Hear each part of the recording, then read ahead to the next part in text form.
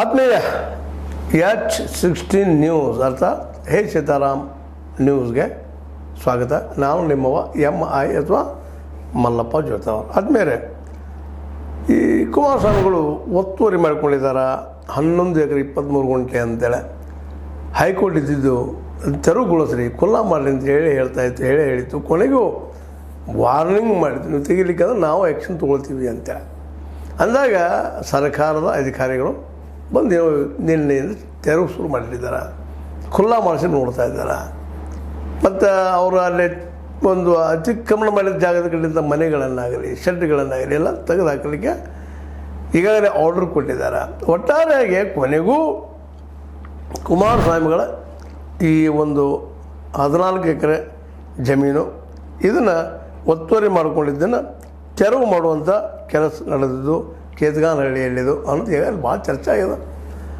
ಇದಕ್ಕಾಗಿ ಇನ್ನೂ ಸಾಕಷ್ಟು ನಮ್ಮ SR ಹಿರೇಮಠ ಆಗಿರ್ಬೋದು, ಇನ್ನುಳಿದವರಾಗಿರ್ಬೋದು ಆಗಿರ್ಬೋದು, ಇನ್ನೂ 100 ಎಕರೆ ಜಮೀನನ್ನು ಇವರೆಲ್ಲ ಒತ್ತುವರಿ ಮಾಡ್ಕೊಂಡಿದ್ದಾರೆ ಅಂತೇಳಿ ಆರೋಪ ಮಾಡ್ತಾ ಇದ್ದಾರೆ.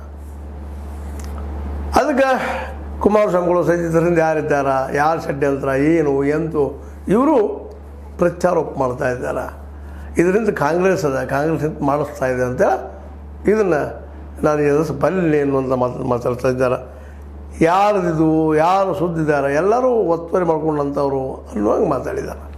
ಸಹಜದ ಪಾಪ ಅವ್ರಿಗೂ ಇವತ್ತು ಈ ರೀತಿ ಬರ್ತದೆ ಅವ್ರಿಗೂ ಅನ್ಕೊಂಡಿರಲಿಲ್ಲ. ಯಾಕಂದ್ರೆ ಇವತ್ತಿನ ರಾಜಕೀಯದಲ್ಲಿ ಒಬ್ಬರು ಒಂದಿಲ್ಲೊಂದು ಎಲ್ಲೋ ಯಾವುದೋ ಪ್ರಕಾರದಲ್ಲಿ ಜಾಯಿಂಟ್ ಆಗಿರ್ತಾರೆ, ಸಿಕ್ಕಾಕೊಂಡಿರ್ತಾರೆ.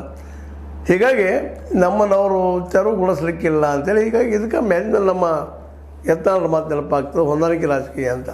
ಅವ್ರ ರಾಜಕೀಯ ಬಂದಾಗ ಇವ್ರು ಸುಮ್ಮನಾಗೋದು, ಇವ್ರ ರಾಜಕೀಯ ಬಂದಾಗ ಅವ್ರು ಸುಮ್ಮನಾಗೋದು. ಆದರೆ ಈ ಸಲ ಹಂಗಾಗದ ಪೂರ್ತಿ ಗಟ್ಟಿಗೆ ಹತ್ತುವಂಥ ಕೆಲಸ ಆಗಿಬಿಟ್ಟದಂತ.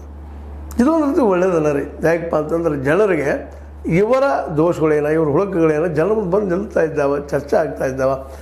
ಆದರೆ ಜನನೇ ಯಾಕೋ ಇನ್ನೂ ಅಷ್ಟು ಪ್ರಮಾಣದಲ್ಲಿ ಎಚ್ಚರಗೊಳ್ತಾ ಇಲ್ಲ ಅನ್ನೋದು ಬೇರೆ ಮಾತು. ಯಾಕಂದ್ರೆ ಅವ್ರಿಗೆ ಬೇರೆ ಒಂದು ಸಂಘಟನೆ ಅವ್ರಿಗೆ ಕಾಣ್ತಾ ಇಲ್ಲ ಏನೋ.